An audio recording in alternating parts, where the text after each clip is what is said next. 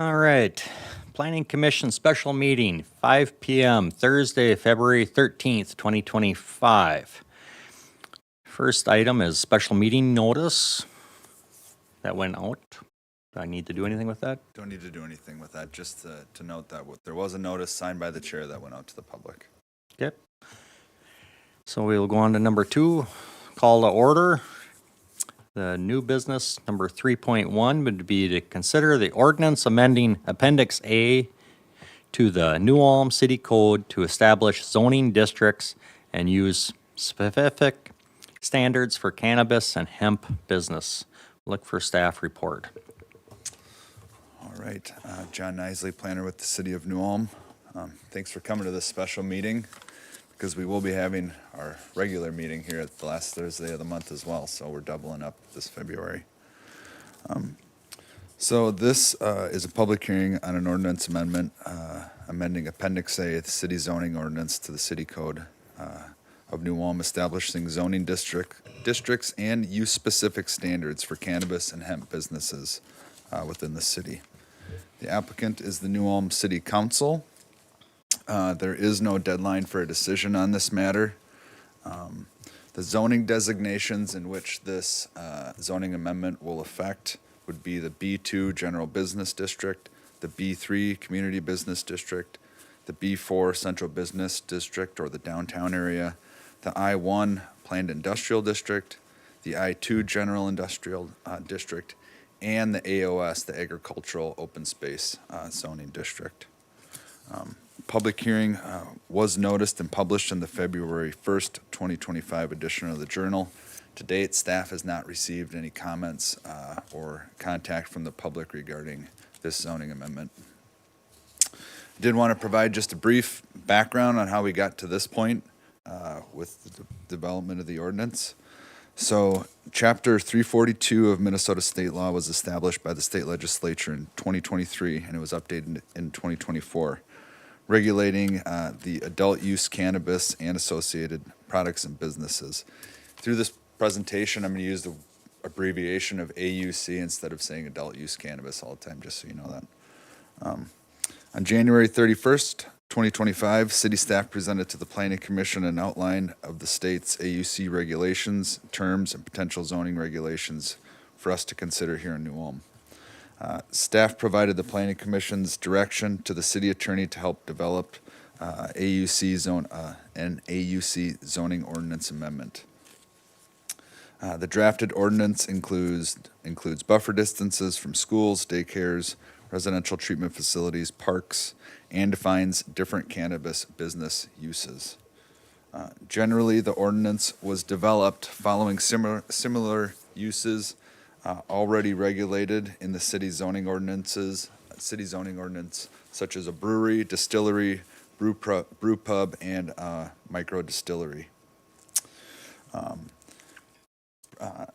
I would note, though, that prior to this, the city even getting to the point of permitting one of these types of businesses, the state licensing requirements state that they have to first check in with the city to see if the zoning designation fits where they're proposing their use. So I would just note that part of their licensing process is getting the zoning verification prior to getting licensed by the state of Minnesota. And I would also like to do something a little different than rather just reading through my staff report and talking about what we're considering the different uses in the different zoning districts. I did create a chart here up on the screen that makes it a little bit more visual and easier to understand. So the way the ordinance is currently written or drafted is I have the cannabis uses on the side and then the different zoning districts where they may be permitted or not permitted or conditionally permitted. So for cannabis retail, the city's considering permitting it in the B2, B3, and B4 zoning districts as a permitted use, and only as a conditional use permit in the I1 and I2 zoning districts. That would be the same as we would do for a distillery or brewery in those districts if they were to have something like a tap room, or they could sell some small amount of retail on the site. We did that with Black Frost Distilling. They're an industrial district. They're largely manufacturing on that site, but they do have a tap room and do sell some retail, so they did get a conditional use permit for that. And then it wouldn't be, retail wouldn't be permitted in the agricultural open space zoning district. Delivery would only be permitted in the I-1 and I-2, as well as manufacturing, testing facilities, transportation, wholesale, and hemp manufacturing. Cultivation, both indoors and outdoors, we're only considering for permitting that in the agricultural open space zoning districts. I'd note that I tried to look at 4 other communities that are similar to New Ulm in size: Owatonna, Marshall. I also looked at North Mankato and Albert Lee. Generally speaking, the zoning provisions that we're proposing here today follow right in line with those other communities. I would note that some of them maybe are even a little bit more lenient than what we're proposing here today. In addition to updates to these certain tables in the zoning ordinance, we'd also be providing a number of new definitions in the city zoning ordinance, and that would be defining cannabis cultivation indoors, cannabis cultivation outdoors, cannabis delivery, cannabis manufacturing, cannabis retail, cannabis testing facility, cannabis transportation, cannabis wholesale, and hemp manufacturing. I could go through and read all those definitions if you would like, but generally speaking, the title itself kind of explains what the use is anyway. So those are the major changes that we're proposing here. So we're updating our use tables throughout the zoning ordinance to include these different types of uses and the types of how we're going to permit it, either permit it just outright or conditionally permit them. There are, though, I would note, use-specific standards that are going to be consistent across all of these different types of uses.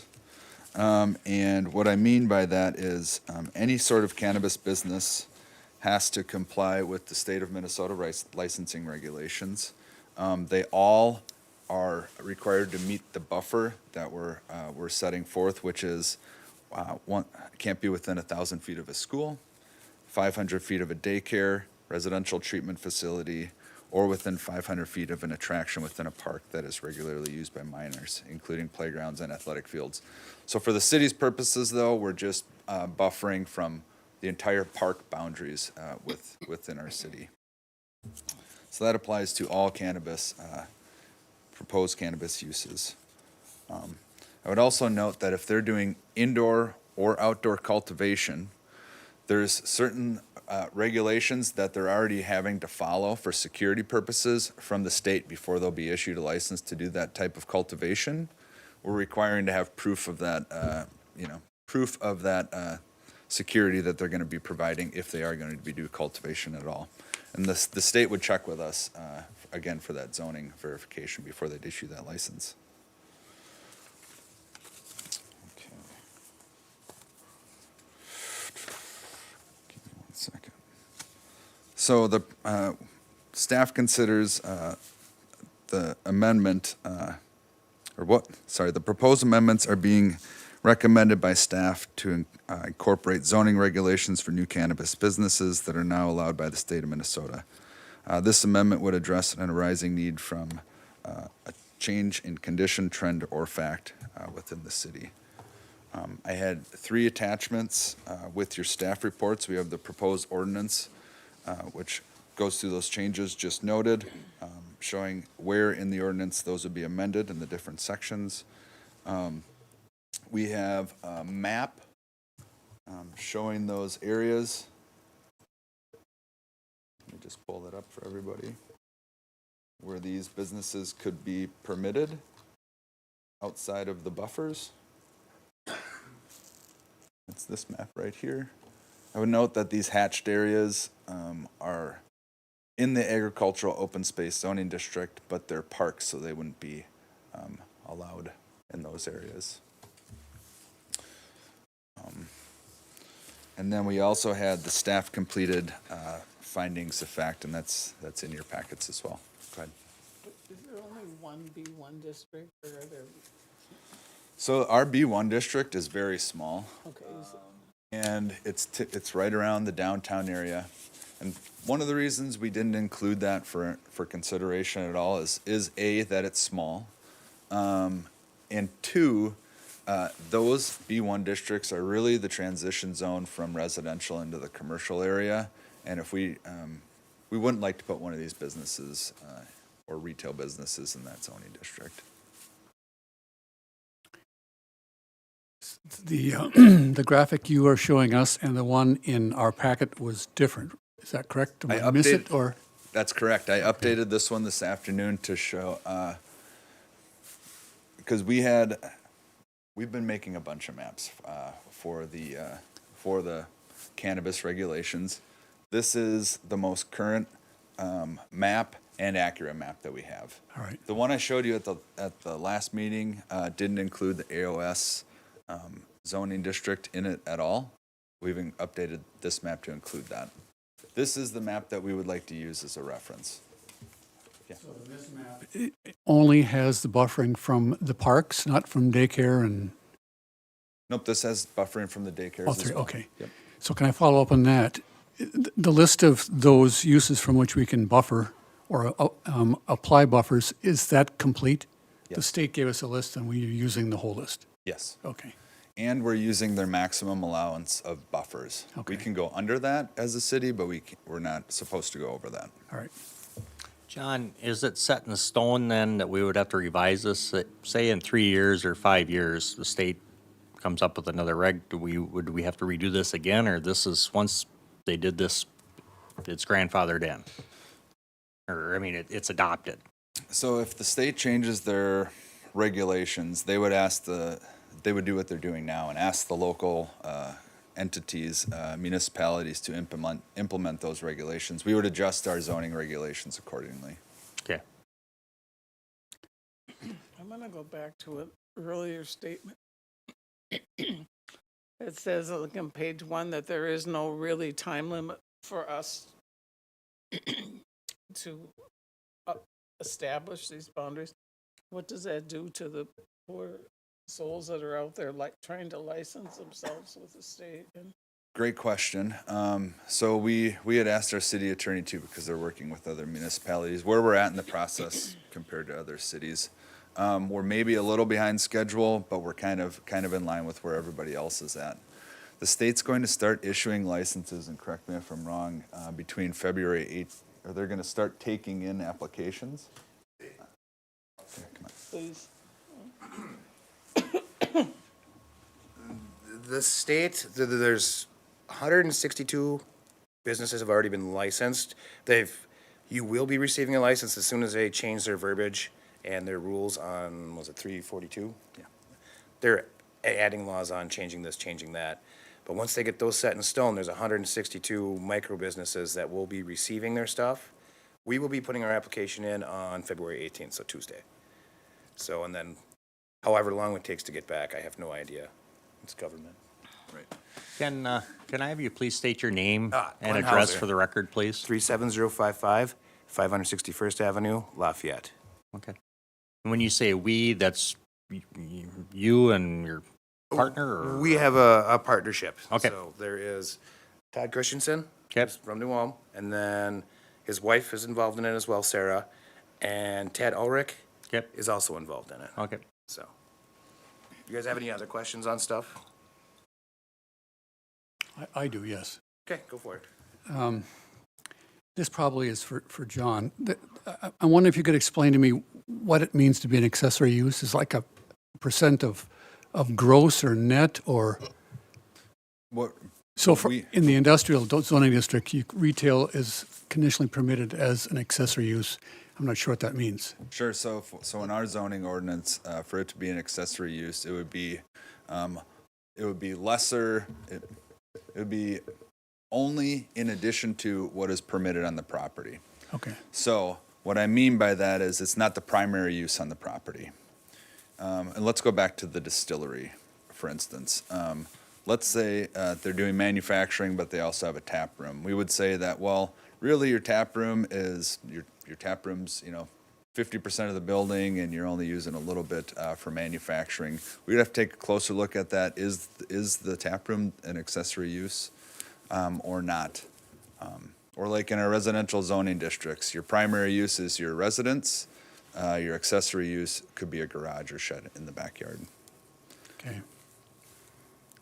And then another, this is sort of a detail again, but is there going to be local licensing in addition to the state license? It's a great question. So there's kind of two things happening here at once. There's the zoning regulations that the planning commission's reviewing, and then there'll also have to be licensing amendments in the city code. The city council will be the ones making the decision on the licensing requirements. And it would be in there where we will specify the number of licenses that the city would issue? Okay. Would, John, when we specify those licensing, and then would we, in our, just say if it came to council in our motion, then we would designate that we would go to our ordinances or our comp plan or our map, these locations, basically, is what we're adopting. As a council, am I saying that correctly? So the council will be doing the licensing very similar to the way they'd issue liquor licenses. If you were an establishment and have a liquor license in New Ulm, you also have to abide by the zoning regulations in which that's located. So they do go hand in hand. And a lot of times downstairs, if there's a question from the finance department, if there's an issue with the location, they'll ask us a question to verify. Okay.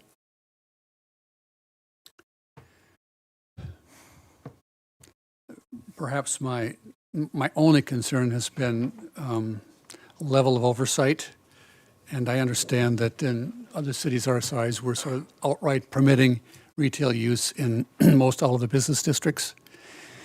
But you did mention that in the B1 district, one of the reasons why it was being excluded from permission is that it sort of is a transition zone. It happens to be right in the middle of a residential neighborhood. And I feel that our B2 zoning district is similar.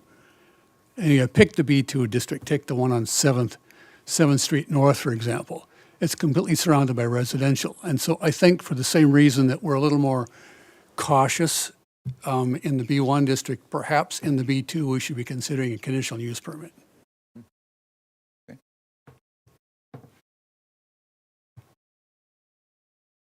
And that's all I have. Would also note that the B1 district is also located, the Brown County Family Service Center is in a B1 district. We have an apartment complex on the north end of town that was in a B1 district. So besides the original idea behind the B1 district is it was to be a transitional zone between the downtown and the surrounding residential area. It actually has been used in other applications as well, some of which would not, be appropriate for this type of use, obviously. Are you permitting alcohol use in those districts? No.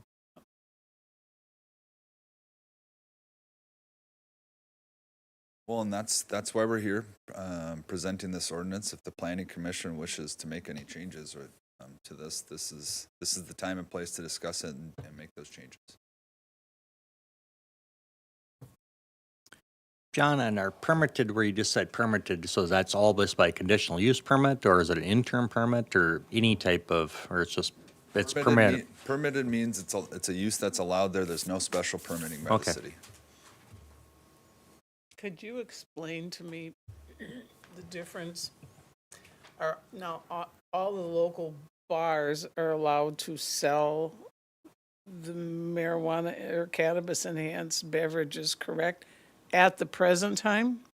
It's the way I understand it. Now, how that is all legally works, I'm not. That's kind of how I'm trying to get to my question.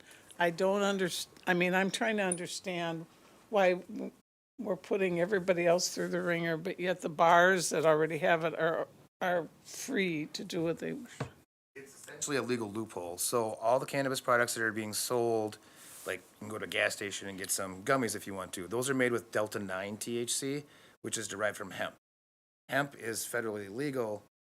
It's just the amount of THC that's in the plant. So what you do is you grow hemp, you can only have a 0.3% THC in it versus 20% THC in it with a cannabis plant. so And it's you the just, 3-2 of cannabis? so Is that like, is that what you just said? essentially, yes, you just have to use more of it to get to the point of what you're gonna get out of it. Okay. I hope it's not as loosely monitored as the 3-2 alcohol.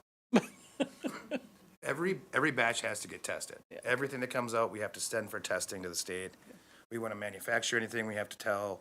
They do check for pesticides, heavy metals, anything that's going to make it look no mold. We want to have safe product for people. So every batch that you have gets tested. And I believe it's like 1 out of 100 plants that needs to get sent in, somewhere in there. Is that the Department of Agriculture or what department? Testing, licensed testing facilities through the state of Minnesota. Okay. So, if we have some product that's bad, we have to do mandatory recalls. I mean, mandatory testing. Like, we can't do anything with it until it's approved. And then, mind you guys too, if you guys have any worries about like security or plans or whatnot, you can't start doing anything on that facility until you are inspected by the state. So the state comes and inspects before you can do anything, just so you guys are aware.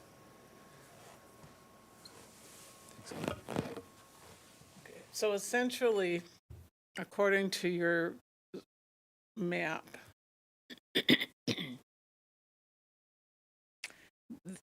the permitted areas or would be permitted for alcohol.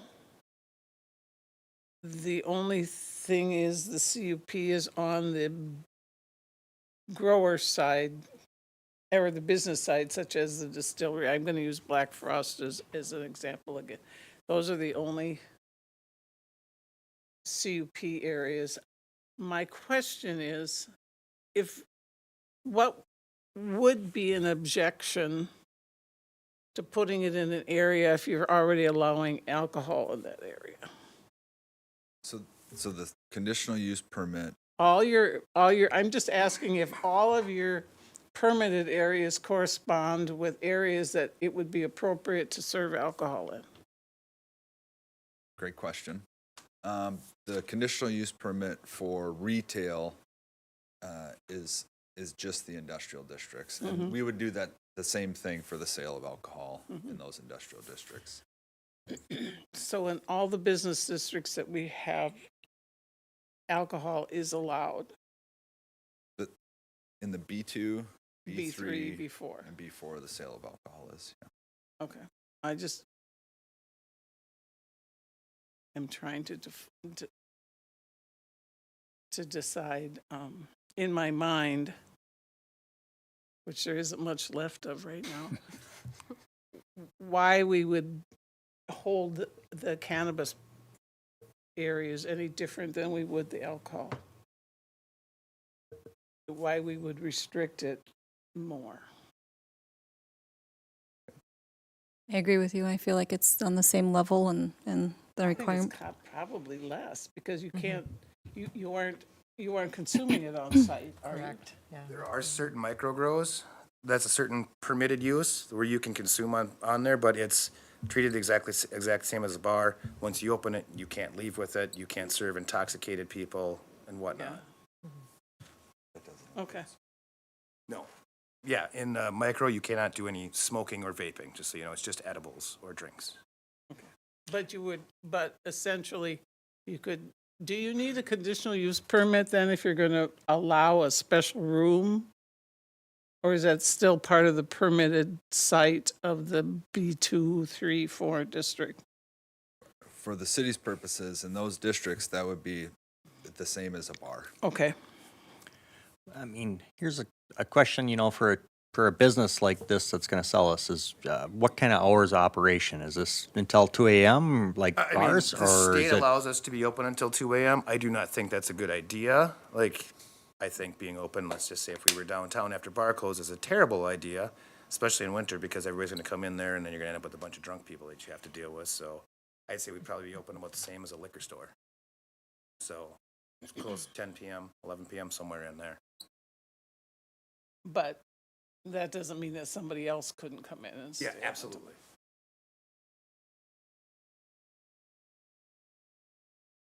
John, is that a common thing, or has it been a subject of anything in other cities? Have you compared or seen any? For the hours hours of operation? Hours of operation. They do have hours of operation. Typically, again, that's handled through the licensing process, and the hours of operation have been, from what I've seen, in line with bars and restaurants. How is the location of Smiley's Tavern? What is that district? That Be on State Street. residential. It's, The block of the school. yeah. Those buildings have been there an incredibly long time. But it wouldn't be the same thing where there's a bar there, but there wouldn't be, we wouldn't want to put this type of a business in that location, I'm Well, that's in a assuming. residential zoning district. Yep. So we wouldn't, even today, if a bar were to ask to go in a residential zoning district, we wouldn't allow that. Yeah, okay. Near the school, isn't it, too? It is a block away from New the school. X is really close by there also. Right across the street, yeah.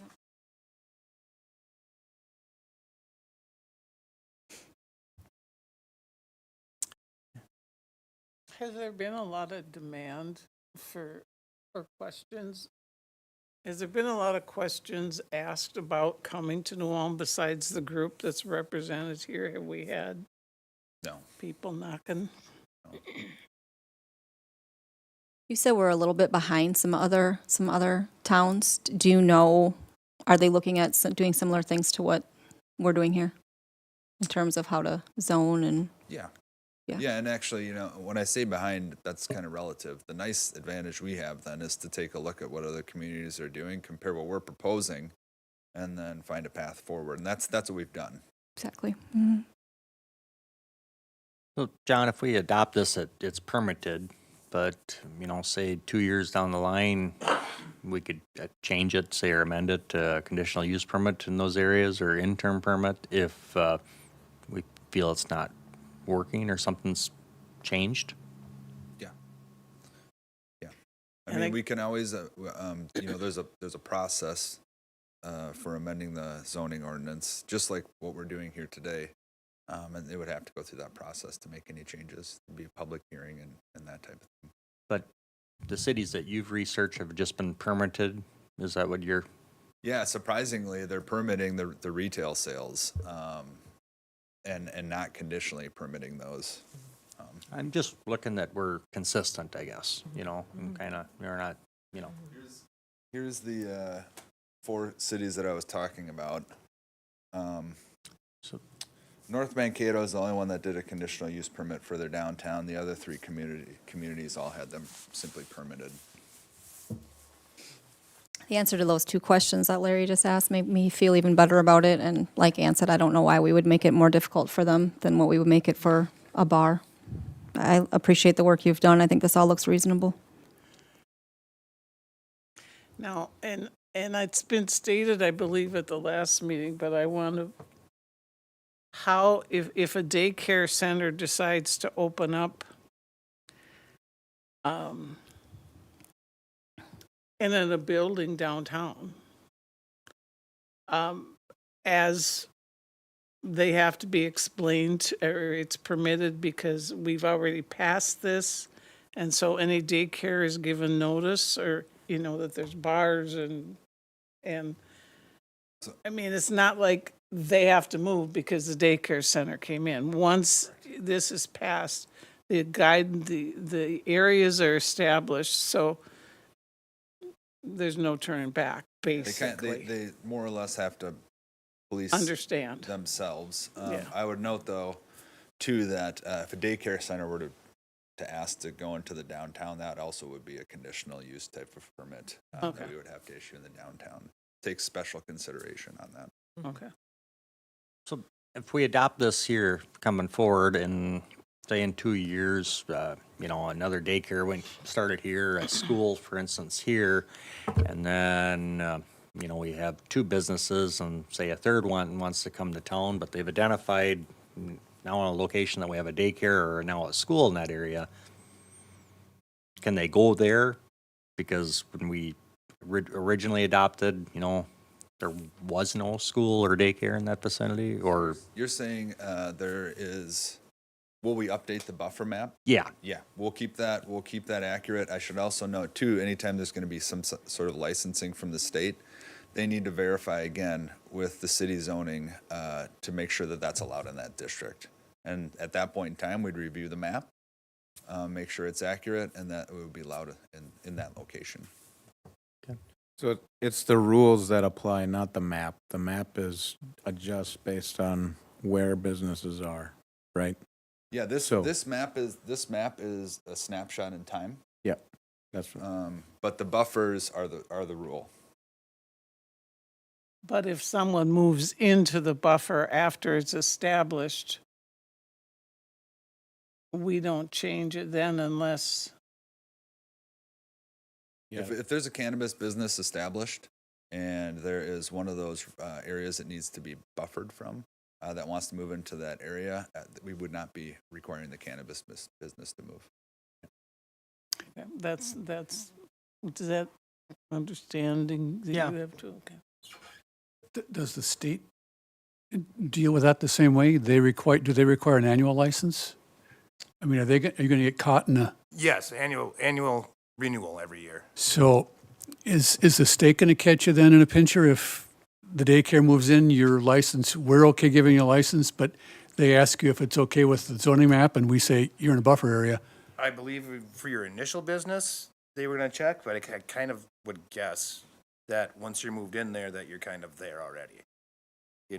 Right. I would also note, that's a good question, because all of the buffers that we have that were for treatment facilities, schools, and daycares are all also licensed by the state of Minnesota. So they're checked there as well. They're probably going to have to add something else to their checklist Yeah, I to think so. verify that they're meeting their own laws, but they're also state issued licenses. Okay.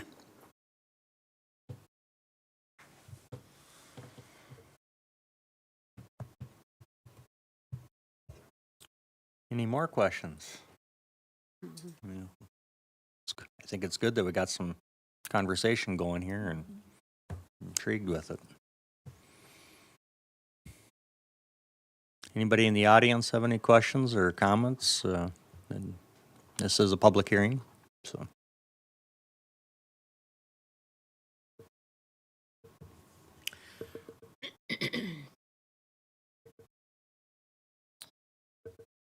Do you want to do the finding of facts before we do a motion? Why don't we go, want me to read through the finding of facts? I can go through the findings, facts, if you would like. I'd also like to note that this is the first part of an ordinance amendment process. Planning Commission makes a recommendation to the City Council. If there's a recommendation made here today, it'll go to the City Council next Tuesday for its first reading. Following that, it could go to the next council meeting for the second reading. And then there's a 30-day period of time where they can receive public comment on any zoning ordinance amendments. And if there's major changes being sought by the public, it might come back to the City Council for revision, so. Sure, we can go through the findings of fact if you'd like.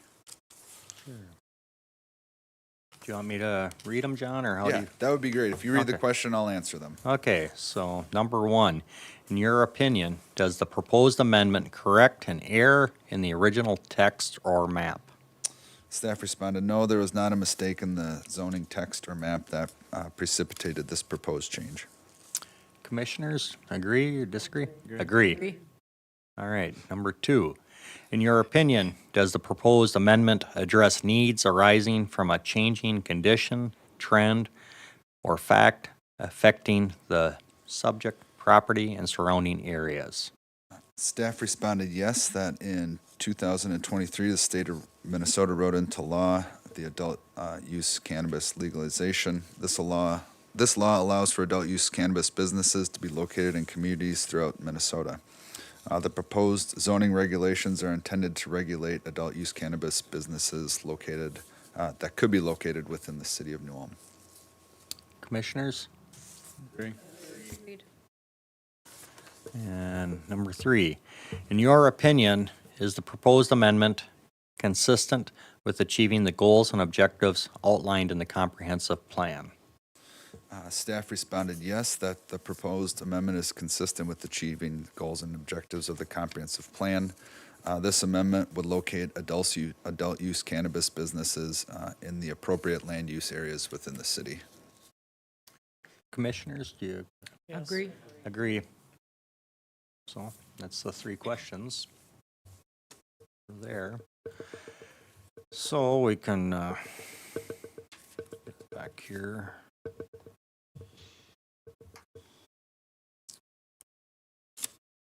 We have any other audience have any other questions, or I'll look at closing the public hearing, and then I'll look for the commissioners for a motion to accept or a motion to deny. I make a motion to recommend approval of ordinance number 2025, making amendments to Appendix A of the New Ulm City Code. Second? All right, we have a motion and a seconded to approve the recommendation of the ordinance amending Appendix A of the New Ulm City Code. Any further discussion? All in favor signify by aye. Aye. Opposed? Motion carried. And that should be it. Meeting adjourned. Thank you.